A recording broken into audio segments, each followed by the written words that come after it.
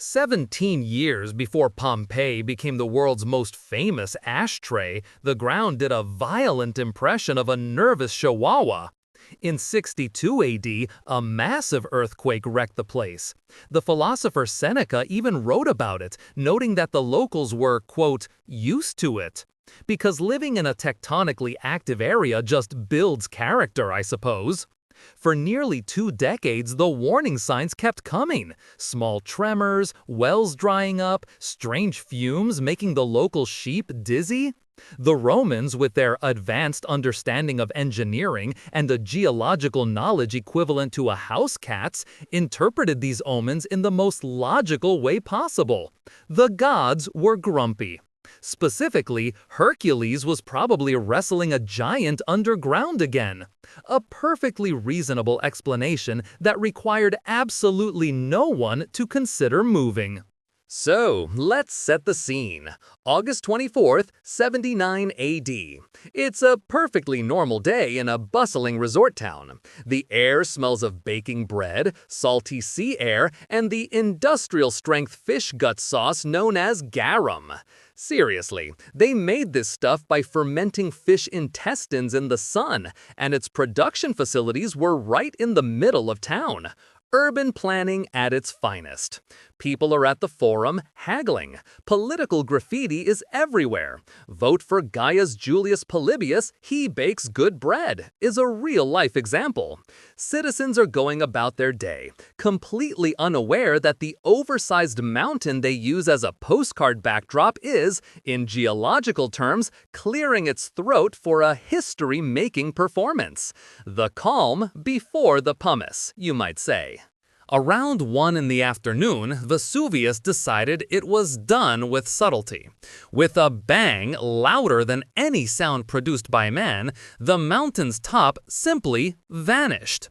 It launched a column of superheated ash, gas, and rock about 21 miles straight into the stratosphere.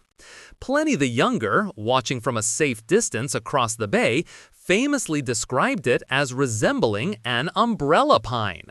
A lovely, poetic image for a column of death that would blot out the sun for the next 18 hours.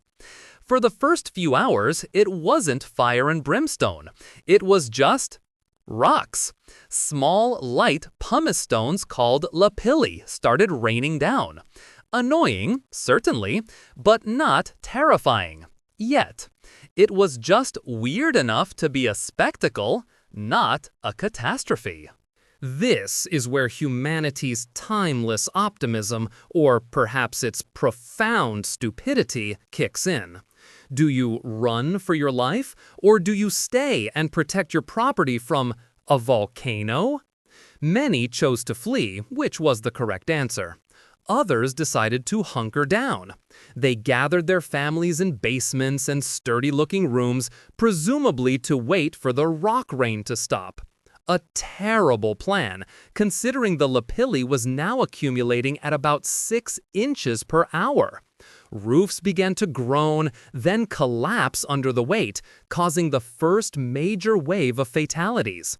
Hiding underground from an enemy that is actively burying the ground you are under is a special kind of flawed logic. It's like trying to hide from a flood in a submarine with screen doors. Just when the people hiding indoors felt they might have made a survivable, if uncomfortable, choice, the physics of the eruption shifted. The massive column in the sky became too heavy to support itself and collapsed. This triggered something called a pyroclastic surge. Forget lava, this is worse. It's a ground-hugging avalanche of superheated gas, ash, and rock fragments moving at over 100 kilometers an hour. The temperature inside one of these surges can exceed 500 degrees Celsius. This isn't something you can outrun. It's not something you can hide from. It is, for all intents and purposes, a wave of aerosolized, superheated planet. And it was heading straight for the towns at the foot of the mountain. Before Pompeii got the full treatment, the nearby, wealthier town of Herculaneum served as the opening act. Being closer to Vesuvius, it got hit first and hardest. The initial surges that missed Pompeii slammed directly into it. Around 300 people had fled to the waterfront, taking shelter in stone boat sheds, thinking they were safe. They were not. When the first 500-degree surge hit, the intense thermal shock killed them instantly. Their brains boiled and their skulls exploded. We know this because forensic analysis of their skeletons shows the grim details. They didn't suffocate. They didn't burn in the conventional sense. They were cooked from the inside out in a fraction of a second. A horrifyingly efficient end for a town that was, until that moment, a lovely seaside escape. Back in Pompeii, the situation went from bad to apocalyptic. A total of 6 surges were unleashed by the volcano.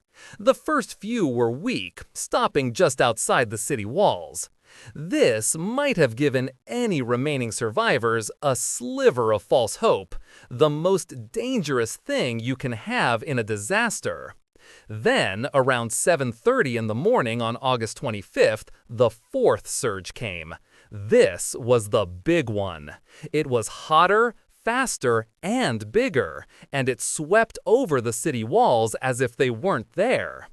Anyone left alive, whether sheltering in a villa or trying to make a run for it through streets buried in pumice, was now gone. Their last moments were sealed by a blast of heat so intense it caused instant muscle contraction, freezing them in their final postures. When the dust settled, the landscape was silent and unrecognizable. Pompeii was buried under up to 20 feet of ash and rock.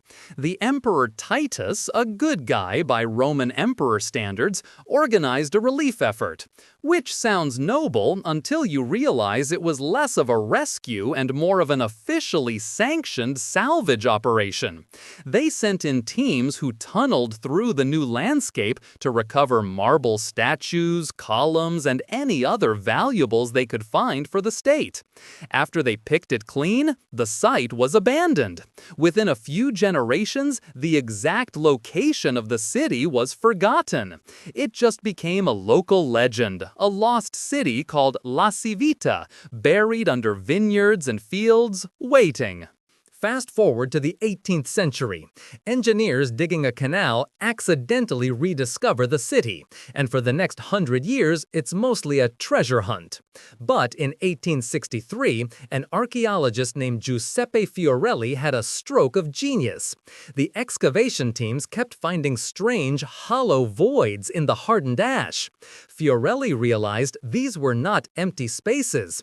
They were the outlines of decayed bodies, perfectly preserved in their volcanic tomb.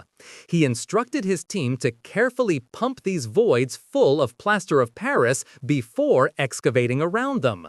The result was the hauntingly detailed casts of Pompeii's victims: the dog, the lovers, the man shielding his face. A perfect, gut-wrenching solution to preserving the human tragedy of the event. Pompeii is an incredible archaeological miracle. It's a snapshot of life, frozen in a moment. We have their food, their art, their tools, even their dirty jokes scrawled on walls. It tells us more about daily Roman life than almost any other source. It also serves as a permanent, high-quality monument to the dangers of ignoring geology. The ultimate lesson from Pompeii is that nature does not care about your real estate investment. And the most wonderfully human and deeply ironic part of this whole story? Today, over 3 million people live in the immediate vicinity of Vesuvius, one of the most dangerous volcanoes on the planet. We never learn. If you enjoyed this video, please like, comment, and subscribe to our channel for more historical insights. Thanks for watching, nerds!